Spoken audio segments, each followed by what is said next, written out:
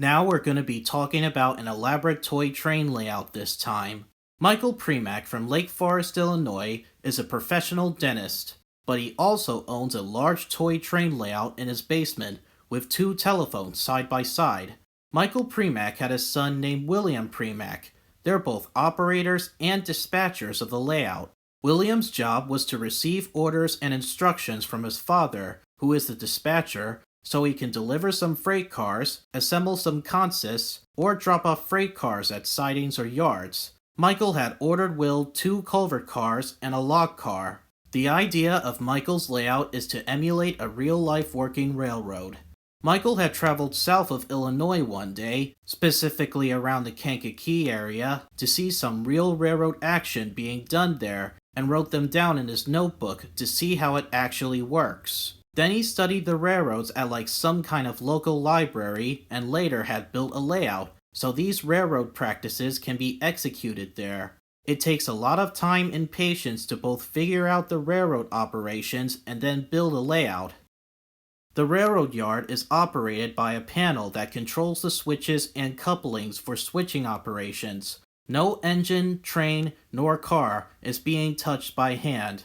It was all done by a control panel while they're in motion, just like a real railroad yard. The scale railroad switches are custom made by Steve Bernardson at a local train show. This was helpful for Michael because the Lionel standard mass-produced track switches are too far apart, making the railroad yard seem less realistic and more toy-like, if you will. Michael had 4 feet of space. The Lionel switches only allowed 6 tracks to be laid down in that gap, so with Bernardson's custom switches, they provide more scale and realistic railroad operations. And it helps Michael to place down 15 tracks in that 4 feet of space close together, therefore to create a real working railroad yard. The engines can put some cars together to create a consist, or fill orders to deliver cars to someone like 2 culvert cars for Will, or marshal some cars into various sidings as a freight train arrives in the yard. Yes, believe me, that's part of their idea too. All the while, both passenger trains and freight trains highball out on the double main line, running on a schedule. The trains themselves are powered by 2 ZW transformers, one for the yard and one for the main line. They run on both levels of the layout. They go around a mountain, pass through tunnels, and over bridges. The layout is capable of running up to 8 trains at one time. That includes 3 or 4 trains on the main line. All the tracks are Gargrave's T-rail. It was useful for scale model railroaders because the track looked realistic and it had wooden ties. You can stretch or bend the track in any shape or form you want, any radius or curve that the trains can negotiate on. While they do some switching in the yard, the operators always need to make sure that the trains don't run into each other. That's why there are relays from a block signal system to prevent collisions and accidents happening on the layout. The giant mountain in the middle of the layout, stretching from top to bottom, is 8 feet high and 15 feet wide, and it was covered with colorful pine trees. Some of the trees were ready-made, but others, like the tall pine ones, were tapered out, glued with crinkly paper, painted with blackwash and gray paint, and covered with green foam.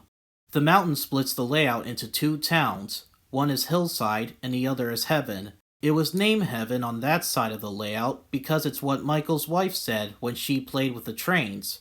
The mountain also helps to make sure that he and William don't see each other as they get to be both dispatchers and operators. And it was enwrapped by the trains as they went over the trestle bridge that span across the river gorge. That's a lovely picture. There are tunnel portals on both levels of the layout, so Primack can watch the trains from a hillside view perspective.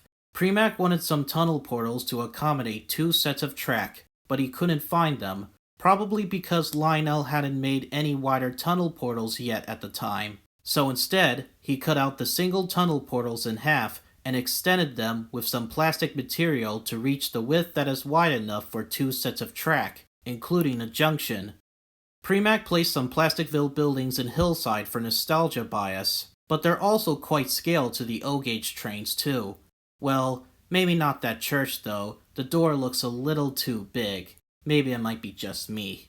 In addition to the Plasticville buildings, He also added some Lionel accessories from his childhood, and they're all in good operating condition, like the Lionel 128 newsstand, the 497 coal loader, the 199 microwave relay tower, the 456 coal ramp, the operating horse car and corral, the 395 floodlight tower, which is rare, the 342 culvert loader, and the 345 culvert unloading station, the 197 radar, the 415 diesel fueling station, the 375 turntable, the 350 transfer table, which is somewhat rare, and the 38 water tower, one of Lionel's earliest accessories from the post-war era.